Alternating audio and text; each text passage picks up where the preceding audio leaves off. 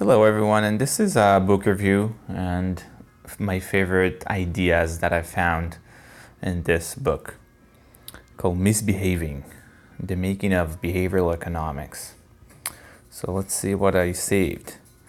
So the first one is how scores make students more happy when they get higher percentage even when they mean nothing. So what he did is he changed the percentage, the total percentage possible for the students to get. So instead of out of 100 possible points, it was, let's say, 150, and the students got the same percentage when you consider that like as a percentage, but when they get points, they thought that they would get higher scores. So most of them got around 100 points, but they didn't care about the fact that it was after 100 from 140, let's say. So instead of 100 out of 100, he didn't write it as a percentage, he wrote it as points, and they really cared and they were more satisfied with their results, even though it was the same, and the average result was around or 70%. The next one is heuristics is a rule of thumb. So that's just like the explanation of heuristics. I didn't exactly understand that, and it's a rule of thumb. Next option we have is the more things we do, the more we have opportunity to learn. Things like driving or riding a bike rather than sitting for retirement. What it means is that when we move around and we do things, we do stuff, this is all opportunities to learn more things in life in general. I thought it's interesting. And when you sit down and don't do anything, you don't have any opportunities to learn new ideas, new way to construct yourself in your life, a new idea to prosperity. Next idea is transaction utility. When you have no problem to pay higher prices if it's from prestigious places.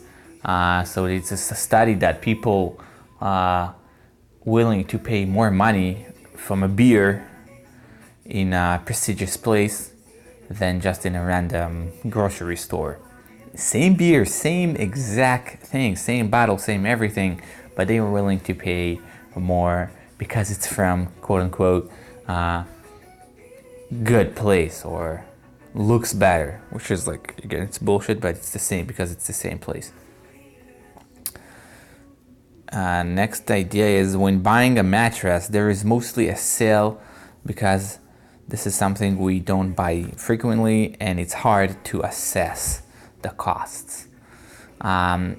So most mattresses stores always have discounts. The reason for that is because we usually don't notice that it's always happening, because we get into a mattress store only once every few years or so. So we don't really know, and we exactly when we came, oh, there is a sale, and we're so happy, so we buy the mattress. But we don't understand that this is most times that they do have it. And because of that also, it's really hard it's hard for us to assess the cost, because you don't know how much a mattress costs. So you see, let's say you have like 50% off, but you might, even with the 50%, it might still be very expensive because you don't know how much a mattress costs. You don't know. It's not like a bread. You know how much is like because you buy that a lot. You know how much is the price of bread, but you don't know how much is the price of a mattress. You have no clue. So that's the idea. The next one is, as soon as you know what the problem, you can invent a solution. That's like in a situation when you don't want to cut words out.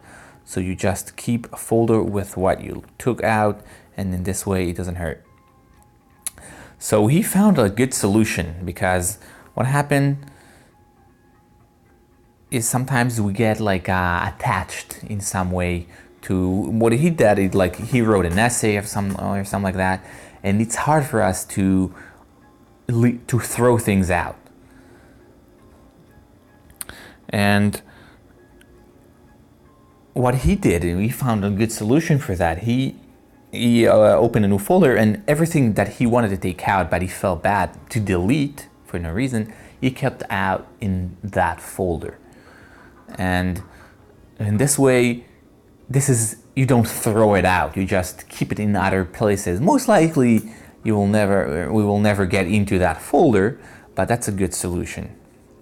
That's going along with as soon as you know what's the problem, you understand. When you understand why you get the fact that you get attached to that words, and you become you think like it's you don't want to throw it. You can find a solution. Just keep it in a different place so you don't throw it away, quote unquote. Next idea is the cashew situation. People want to remove the cashews so they don't eat more. But as an econ will say, why would you want to remove it if you want to eat more? And if you don't want to eat more, don't eat more. So it's the situation is like it happens for all of us. Let's say there is cashews or something tasty, and we will eat and eat and eat, and eventually we say, okay, let's just take it out of here. I don't want to see that, because if it will be here, I will keep eating. But this is really irrational, and if econ will be around, you will say, why would you want to take it if you want to eat more of it?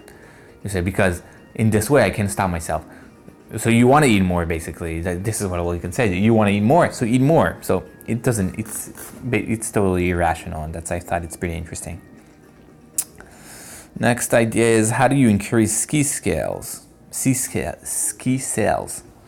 So what he did is, they have some very interesting ways. This is in chapter 16. They have all kinds of like buy one and you can get 50% off. They have interesting ways. I don't even remember all of them, but if you do, go ahead. Next idea is, people treat sales and discounts as a good thing over increased prices. Increased prices is never a good idea. People think that discounts are better than increased prices, which means that it's the same idea. People like the fact that there is discount, and they don't like the fact that you just pay the same price without a discount. That's the idea of here. So when you say you pay the same thing without the sale, people won't like it as much. People want to have a sale in some way, some weird fucking way. Next idea is, sometimes to be irrational is to be fool. Good example is, in a game that stakes can be doubled by contribution. So sometimes to be only irrational, sometimes to be irrational, it's not irrational. I should add, this is irrational. So it's to be fool, because when there is a game, it's some ramification of game theory. So you can double your earnings by contributing to other people. But when you think of it with a rational line of thinking, you should not contribute. But if you will contribute, you will earn more. So what we see here is that if you go with the rational way, you're actually losing. So that's called like something like rational fools or something like that. I think this is what he's talking about over there.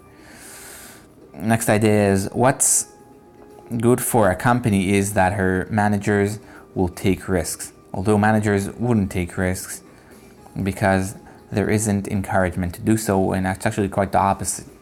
So ultimately, companies want managers to take risks and to try new projects and new ideas.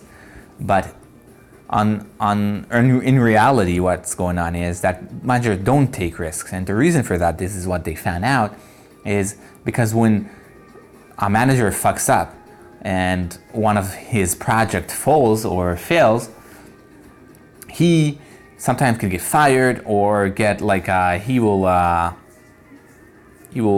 people don't like it, he will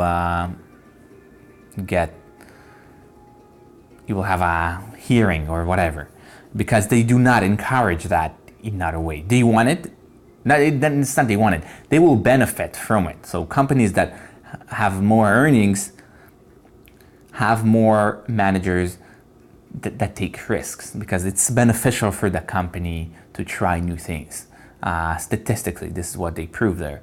But in reality, there is no encouragement, and managers are afraid to take risks. This is what they found out. Really interesting. Next idea is, as you get older, it is wise to invest less and less in stocks in order to avoid higher risk. This is, he claims that when as older you get, it's not as safe because stocks are more volatile and more prone to losses. So you should decrease the amount you invest in stocks over bonds and more safer investments. Next idea is the cab example. Drivers drive less when demand is high because they made their money. It's a really, I heard it many times, that drivers has like mostly cab drivers usually have like a certain amount of time. They are not a certain amount of time, a certain money they want to get in that day. So they have $100 a day, and when I get $100 a day, I go back home. And what happens when there is high demand, so they make their money much faster than a normal day, than average day. So they go back home earlier. But this is not economically efficient, because if there is high demand, just work double the time and just don't work after that 2 or 3 days, because you can make much more money in today other than tomorrow. So tomorrow you need to work twice as much, for example. For the same money, you can work half of the time the day when there is high demand. Interesting. Next one is game theory, along with how many levels do you try to anticipate? If you play with smart people, you should assume better. So they have some kind of example. I remember the whole details, but the idea is that when you try to anticipate other people's moves, it depends really with who you are playing with. So he gives, like, when you play with people at the bar, you should not assume that they go that much farther. But if you play versus econs, against econs and smart people that eventually, especially when they know game theory, you should think much more, more steps ahead. Next idea is value stocks overall are not riskier than regular stocks. That's why I found out that there is a thing called value stocks, and those are considered as unsafe and very volatile. But studies shows that there is no much differences, and you are this is basically not more riskier. Of course, when you spread your money and allocate your resources, not invest everything in one company. Next idea is people who have iPhones will think that more people have iPhones. I'm not sure it's like something, maybe it's a confirmation or not. Maybe it has something with it, but usually when you have something, you start to see it more. And that's what it'll like. So let's say you own a Nissan now, or you own a Toyota, you will see, oh shit, there's a lot of Toyotas. Oh, I didn't know that. And that's, I think it's some kind of a confirmation bias. And we have the final idea here is whoever knows how to calculate probabilities, he is probably in a job that requires him to do so. Same thing with football. But I found out that not a lot of people in the private sector or in general jobs know how to calculate probabilities. All the people that do know how to calculate probabilities are working on a job that this is their expertise. This is what they're required to do. So this is what happens is that there is no other people in other jobs and other positions that can know how to calculate probabilities. Same thing with football. So good football players are only in some kind of a league or a football league. You don't find them working at other places at like Starbucks, for example. Just like it's a good example. All right, that's the main ideas, and thank you.